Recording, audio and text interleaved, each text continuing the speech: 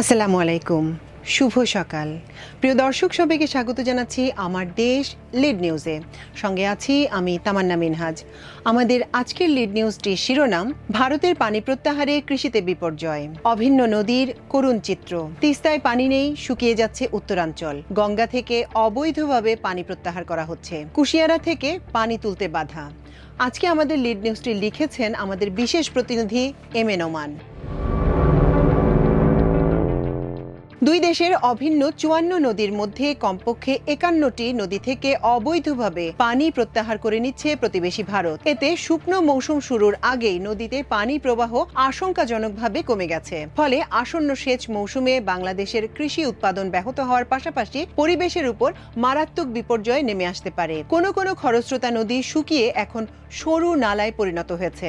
এ বিষয়ে ঢাকার উদ্বেগের কথা দিল্লিকে জানিয়েছে পানি সম্পদ মন্ত্রণালয়। যৌথ কমিশনের বৈঠক সহ নদীগুলোর বিভিন্ন পয়েন্টে যৌথ কারিগরি সমীক্ষা পরিচালনার জন্য অনুরোধ জানানো হয়েছে ঢাকার পক্ষ থেকে। পানি সম্পদ মন্ত্রণালয় ও যৌথ নদী কমিশন সূত্র আমার দেশকে এসব তথ্য নিশ্চিত করেছে।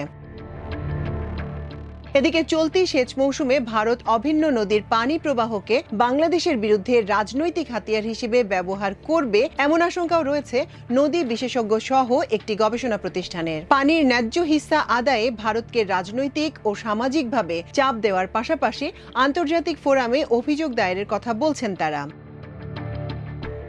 পানি সম্পদ মন্ত্রণালয়ের কর্মকর্তারা জানিয়েছেন, গঙ্গা পানি চুক্তির মেয়াদ আরও ১ বছর অবশিষ্ট রয়েছে। তবে এখন থেকেই ভারত বাংলাদেশকে চুক্তি অনুযায়ী পানি দিচ্ছে না। এই মুহূর্তে তিস্তার পানি বন্টন নিয়ে আলোচনাও নেই। উপরন্তু তিস্তার উজানে ভারত অবৈধভাবে বাঁধ নির্মাণ করে নামমাত্র পানি প্রবাহ রেখে পুরোটাই প্রত্যাহার করে নিচ্ছে। কর্মকর্তারা জানান, সিলেট অঞ্চলে কুশিয়ারা নদী থেকে পানি উত্তোলনে ২০২২ সাল থেকে বাধা দিয়ে আসছে ভারত। ফেনী ও তিতাস নদী সহ সীমান্তবর্তী ৭টি নদীতে ভারত মারাত্মক ধরনের ক্ষতিকর বর্জ্য ফেলছে বলে জানান কর্মকর্তারা। কিছুদিন আগে ভারতের ক্ষমতাসীন দল বিজেপির একজন নেতা বাংলাদেশের বিরুদ্ধে পানি অবরোধের জন্য কেন্দ্রীয় সরকারের প্রতি আহ্বান জানিয়েছিলেন। এসব বিষয় নিয়ে একাধিক চিঠি দিয়ে ভারতের কাছ থেকে সন্তোষজনক কোনো জবাব পাওয়া যায়নি। তবে ভারতের পররাষ্ট্র সচিবের ঢাকা সফরের সময় পানি বন্টন সহ নদী দূষণের বিষয় নিয়ে বাংলাদেশের উদ্বেগের বিষয়টি আনুষ্ঠানিকভাবে তুলে ধরা হয়েছে বলে জানান পানি সম্পদ মন্ত্রণালয়ের কর্মকর্তারা। গঙ্গা থেকে একতরফা পানি প্রত্যাহার, গঙ্গার পানি বন্টন চুক্তি অনুযায়ী এবারও পানির ন্যায্য হিস্সা পাচ্ছে না বাংলাদেশ। চুক্তির তফসিল অনুযায়ী ১ জানুয়ারি থেকে ১০ জানুয়ারি পর্যন্ত বাংলাদেশ ৬৭,৫১৬ কিউসেক পানির পাওয়ার গ্যারান্টি রয়েছে। তবে নদীতে পানির প্রবাহ কম দেখিয়ে চলতি বছরের প্রথম ১০ দিনে ভারত বাংলাদেশকে ন্যায্য হিস্সার অনেক কম পানি দিয়েছে। তবে কতটুকু কম দিয়েছে যৌথ নদী কমিশনের কারিগরি টিম তা সমীক্ষা করে দেখছে বলে আমার দেশকে জানিয়েছেন পানি সম্পদ মন্ত্রণালয়ের এক ঊর্ধ্বতন কর্মকর্তা। পানির ন্যায্য হিস্সা আদায় করতে না পারার বিষয় ওই কর্মকর্তা জানান, নদীতে পানির প্রবাহ অনুযায়ী বাংলাদেশের হিস্সা নিশ্চিত করার বিষয়টি নির্ভর করছে। কিন্তু ভারত ফারাক্কা ব্যারেজ ছাড়াও গঙ্গা বেসিনকে কেন্দ্র করে 7টি বড় খাল প্রকল্পের মাধ্যমে প্রায় ৪০,০০০ কিউসেক পানি গঙ্গা নদী থেকে অবৈধভাবে সরিয়ে নিচ্ছে। শুধু ফারাক্কা নয়, গঙ্গা পদ্মা কেন্দ্রিক বাঁধ, জলাধার, ক্রস ড্যাম, রেগুলেটর সহ কমপক্ষে 33টি মূল অবকাঠামো নির্মাণ করেছে ভারত। এর সঙ্গে রয়েছে আনুষঙ্গিক আরও অসংখ্য ছোট বড় কাঠামো। নতুন করে উত্তরাখণ্ডের রাজ্য সরকার 53টি বিদ্যুৎ উৎপাদন প্রকল্প বাস্তবায়নের পরিকল্পনা নিয়ে এগিয়ে যাচ্ছে বলেও জানান ওই কর্মকর্তা। পানি সম্পদ মন্ত্রণালয় সূত্র জানিয়েছে, ভারত গঙ্গা ব্যারেজের উজানে আপার গঙ্গা ক্যানেল প্রজেক্ট, মধ্য গঙ্গা ক্যানেল প্রজেক্ট, নিম্ন গঙ্গা ক্যানেল প্রজেক্ট, পূর্ব গঙ্গা ক্যানেল প্রজেক্ট, মধ্য গঙ্গা ক্যানেল দ্বিতীয় পর্যায়ে এবং সমান্তরাল নিম্ন গঙ্গা ক্যানেল প্রকল্পের মাধ্যমে পানি একতরফাভাবে প্রত্যাহার করছে। এসব বৃহৎ ক্যানেলের মাধ্যমে পানি প্রত্যাহার করে আরও কিছু সেচ ও বিদ্যুৎ প্রকল্প করেছে নিজেদের ভূখণ্ডে। এর মধ্যে রয়েছে east Ganga canal project, Agra Ganga canal project, eastern Yamuna canal project, western Yamuna canal project, Betwa canal project, Dhasan canal project, Ken canal project, Ghaghara canal project, Sharda canal project, Tehri dam project, Lakhwar dam project, Tapovan Vishnugad project, Ramganga multipurpose project, Dhalipur hydro power project, Rihand dam, Chilla hydro power project, Tanakpur barrage, Kishau dam, Maneri valley hydropower project, Khara hydropower project, Khodri হাইড্রোপাওয়ার project, Chibro hydropower project, Rajghat dam, Halali dam, Gandhi Sagar dam, Rana Pratap Sagar dam, Jawahar Sagar dam, Chambal valley project, Obra dam, Bansagar Tons dam, Parvati dam, Matatila reservoir, Ramsagar dam, Massanjore reservoir, Dhauliganga power project, Tilaiya dam, Konar dam, Maithon dam, Panchet dam এসব প্রকল্পের মাধ্যমে ভারত গঙ্গার পানি প্রত্যাহার করে নিচ্ছে এবং এই বিষয়গুলো চিঠি দিয়ে দিল্লির নজরে আনা হয়েছে বলে জানান কর্মকর্তা।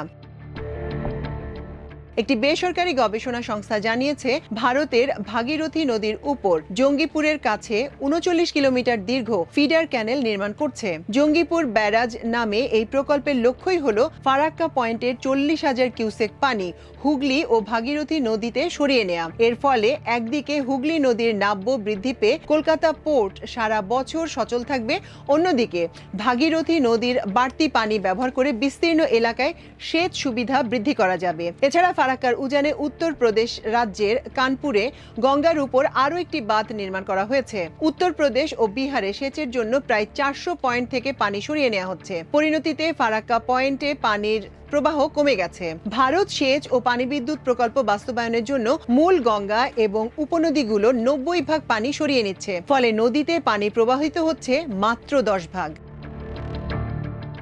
গঙ্গার পানির ন্যায্য হিস্সা আদায়ের বিষয়ে যৌথ নদী কমিশনের সদস্য ডক্টর মোহাম্মদ আবুল হোসেন আমার দেশকে বলেন, আমরা ভারতের সঙ্গে দ্বিপক্ষীয় সব আলোচনায় পানির ন্যায্য হিস্সার বিষয়টি এজেন্ডাভুক্ত করার চেষ্টা করি। সর্বশেষ ভারতের পররাষ্ট্র সচিবের ঢাকা সফরের সময়ও আমরা এসব বিষয় তুলে ধরার চেষ্টা করেছি। বর্তমান সরকারও ভারতের কাছ থেকে পানির ন্যায্য হিস্সা আদায়ে যথেষ্ট গুরুত্ব দিয়ে কাজ করছে, কারণ আমাদের সেচ প্রকল্পগুলোর জন্য অভিন্ন নদীর পানির উৎস সচল রাখা অত্যন্ত জরুরি।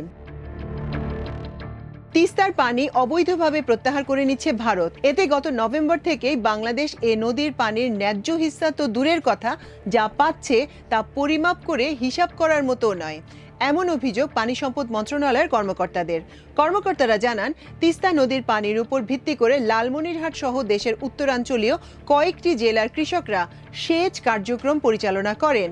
এ নদীর নাব্য ঠিক থাকলে বাংলাদেশ কমপক্ষে ১০,০০০ কিউসেক পানি পাওয়ার কথা। এতে স্বাভাবিক সেচ কাজ চালিয়ে যেতে পারবেন কৃষকরা।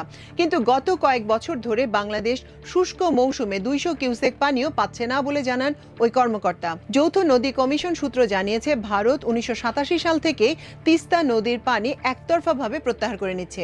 আন্তর্জাতিক আইন ভেঙে ওই বছর ভারত উজানে বাঁধ নির্মাণের মাধ্যমে অবৈধভাবে পানি প্রত্যাহার শুরু করে।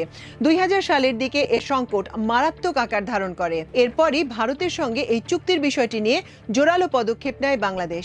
তবে ভারতের কেন্দ্রীয় সরকার ও পশ্চিমবঙ্গ সরকার প্রতারণামূলক পদক্ষেপের কারণে এই চুক্তিটি এখনও ঝুলে আছে বলে জানান পানি সম্পদ মন্ত্রণালয়ের একজন ঊর্ধ্বতন কর্মকর্তা। তিনি বলেন, চুক্তি হলেই বাংলাদেশ পানি পাবে এমন কোনো নিশ্চয়তা নেই, কারণ তিস্তার দুই দেশের সীমান্ত এলাকায় তো পানিই নেই। নদীর উজানে গজলডোবা সহ কয়েকটি এলাকায় অবৈধভাবে অসংখ্য কৃত্রিম বাঁধ নির্মাণ করে একতরফাভাবে পানি প্রত্যাহার করে নিচ্ছে ভারত। তিস্তার পানি বন্টন বিষয়ে যৌথ নদী কমিশনের সদস্য ডক্টর মোহাম্মদ আবুল হোসেন আমার দেশকে বলেন, তিস্তার পানি আমাদের উত্তরাঞ্চলের কৃষির জন্য অত্যন্ত প্রয়োজন। প্রতি বছর সেচ মৌসুম এলে কৃষকরা বগুড়া থেকে শুরু করে উত্তরাঞ্চলের জেলা ও উপজেলাগুলিতে পানির আকুতি জানিয়ে মানববন্ধন ও সমাবেশ করেন। এ নদীর পানির ন্যায্য হিস্সা আদায়ে চুক্তির পাশাপাশি দুই দেশের উচ্চ পর্যায়ের রাজনৈতিক অঙ্গীকার ও সদিচ্ছার প্রয়োজন। পানি সম্পদ মন্ত্রণালয় জানিয়েছে, শুকনো মৌসুমে নভেম্বর থেকে ফেব্রুয়ারি পর্যন্ত কুশিয়ারা নদীর বাংলাদেশ অংশে গড়ে ৫,২৯৫ থেকে ১৭,৬৫০ কিউসেক পানি প্রবাহিত হয়। এই নদী থেকে বাংলাদেশ অংশে কয়েকটি পাম্পের মাধ্যমে ১৫৩ কিউসেক পানি তুলে সিলেট সহ নদী তীরবর্তী এলাকায় কৃষি কাজের জন্য ব্যবহার করা হয়। এক পর্যায়ে ভারত নদী থেকে পানি তুলতে তীব্র বাধা দেয়, পাশাপাশি এ নদীর পানি উত্তোলনের জন্য একটি চুক্তি করতে বাংলাদেশকে প্রস্তাব দেয়। 2022 সালের 6 সেপ্টেম্বর কুশিয়ারা নদীর পানি বন্টন চুক্তি নামে বাংলাদেশ ও ভারত একটি সমঝোতা চুক্তিতে স্বাক্ষর করে। বাংলাদেশের পক্ষে পতিত আওয়ামী লীগ সরকারের পানি সম্পদ মন্ত্রী জাহিদ ফারুক ও ভারতের জল শক্তি মন্ত্রী গজেন্দ্র সিং শেখাওয়াত নিজ নিজ দেশের প্রতিনিধি দলের নেতৃত্ব দেন। এই চুক্তির পর ভারতের পরামর্শে নদীর তীরবর্তী এলাকার পানি উন্নয়ন বোর্ডের অর্থায়নে 4টি পাম্প হাউসও নির্মাণ করা হয়। এই চুক্তি স্বাক্ষরের পর বিভিন্ন অজুহাত দেখিয়ে ভারত এখন বাংলাদেশকে পানি তুলতে বাধা দিচ্ছে বলে জানান পানি সম্পদ মন্ত্রণালয়ের কর্মকর্তারা। কোটি টাকা ব্যয়ে নির্মিত পাম্প হাউসগুলো এখন অকেজো বসিয়ে রাখা হয়েছে। ওই সময় কুশিয়ারা নদীর পানি উত্তোলনে ভারতের সঙ্গে করা চুক্তির তীব্র সমালোচনা করেছিলেন দেশের পানি বিশেষজ্ঞ সহ পরিবেশবিদরা। তাদের মতে এ চুক্তি দেশের জন্য আত্মঘাতী ও সার্বভৌমত্ব বিরোধী। বাংলাদেশ ভাটির দেশ হিসেবে এ চুক্তি আন্তর্জাতিক রীতিনীতি ও আইনের স্পষ্ট লঙ্ঘন। ভারতকে খুশি করার জন্যই শেখ হাসিনার সরকার এ চুক্তি করতে বাধ্য হয়েছে।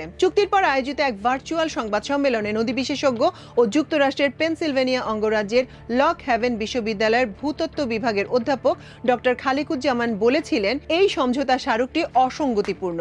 কারণ কুশিয়ারার যে অংশের জন্য সমঝোতা হয়েছে সেই অংশটি পুরোপুরি বাংলাদেশের অভ্যন্তরে অবস্থিত।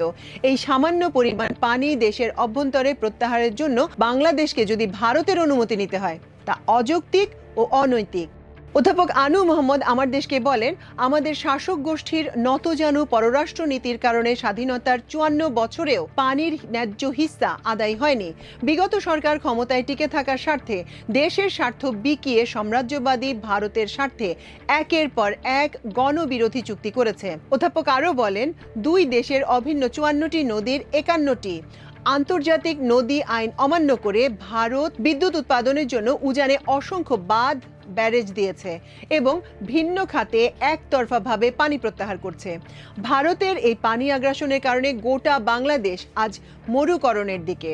ভারতের আন্তঃনদী সংযোগ প্রকল্প আন্তর্জাতিক নদী আইনের সুস্পষ্ট লঙ্ঘন। ভারতের দিকে না তাকিয়ে বাংলাদেশকে আন্তর্জাতিক ফোরামে যাওয়ার পরামর্শ দিয়ে আনু মোহাম্মদ বলেন, ভারতের কেন্দ্রীয় সরকার ও রাজ্য সরকার একে অপরের উপর দায় দিয়ে নানা ধরনের টালবাহানা করছে। মূলত ভারত বাংলাদেশকে পানির ন্যায্য হিস্সা দেবে না। এখন বাংলাদেশের উচিত হবে দ্রুত আন্তর্জাতিক ফোরামে যাওয়া, কারণ ভারত যেটা করছে তা আন্তর্জাতিক নদী আইন ও রীতিনীতির স্পষ্ট লঙ্ঘন। আমাদের কৃষিকে ও পরিবেশকে বাঁচাতে এছাড়া সামনে আর কোনো বিকল্প নেই। ভারতের কাছ থেকে পানির ন্যায্য হিস্সা আদায়ের বিষয়ে পরিবেশ, বন ও জলবায়ু পরিবর্তন মন্ত্রণালয় এবং পানি সম্পদ উপদেষ্টা সৈয়দা রেজওয়ানা হাসান আমার দেশের এক প্রশ্নের জবাবে বলেন, ভারত অন্যায়ভাবে অভিন্ন নদীর পানি প্রত্যাহার করে নিচ্ছে। এতে আমাদের জীববৈচিত্র্যে মারাত্মক প্রভাব পড়ছে। সরকার সর্বোচ্চ গুরুত্ব দিচ্ছে পানির ন্যায্য হিস্সা আদায়ের বিষয়টিকে। গঙ্গা চুক্তির মেয়াদ বৃদ্ধির বিষয়ে করণীয় নির্ধারণ করতে মন্ত্রণালয় সংশ্লিষ্টদের নির্দেশনা দেওয়া হয়েছে। অন্তর্বর্তী সরকারের অর্থ উপদেষ্টা ডক্টর সালেউদ্দিন আহমেদ বলেছেন, ভারতের সঙ্গে বাংলাদেশের যে অভিন্ন নদী রয়েছে সেগুলোর পানি ন্যায্য হিস্সা বাংলাদেশকে দিতে ভারত বাধ্য। পানি না দেওয়ার কোনো যুক্তি নেই। পানির ন্যায্য হিস্সা আদায় করতে ভারতকে রাজনৈতিক, সামাজিকভাবে চাপ দিতে হবে। ঐতিহাসিক ফারাক্কা দিবস উপলক্ষে জাতীয় প্রেস ক্লাবে আয়োজিত এক আলোচনা সভায় ডক্টর সালেউদ্দিন আহমেদ ভারতের পানি আগ্রাসন নিয়ে আরও বলেন, ভারতে যখন পানির চাপ থাকে তখন আমাদের এখানে স্লুইস গেটগুলো খুলে দেয়, আবার ওদের ওখানে যখন পানির স্বল্পতা থাকে তখন স্লুইস গেটগুলো বন্ধ করে দেয়। তারা এটা ইচ্ছামতো করছে, সেজন্য আমরা পানি পাচ্ছি না। এতে আমাদের চাষাবাদে সমস্যা হচ্ছে, গ্রাউন্ড ওয়াটার লেভেল নিয়ে সমস্যা আমরা আর কত সহ্য করব। পানির ব্যাপারে শুধু ফারাক্কা নয়, অভিন্ন যে 54টি নদী আছে সেগুলোর ন্যায্য হিস্সা অনুযায়ী পানি যেন বাংলাদেশ পায়, সেজন্য আমরা কাজ করব। প্রিয় দর্শক, আজ আমাদের লিড নিউজ ছিল এ পর্যন্তই। কাল আবারও আরেকটি লিড নিউজ নিয়ে আপনাদের সামনে হাজির হব। সেই পর্যন্ত আল্লাহ সবাইকে ভালো রাখুন, সুস্থ রাখুন, আর পাঠক এবং দর্শক আমার দেশের সঙ্গে থাকুন। অসংখ্য ধন্যবাদ। আল্লাহ হাফেজ।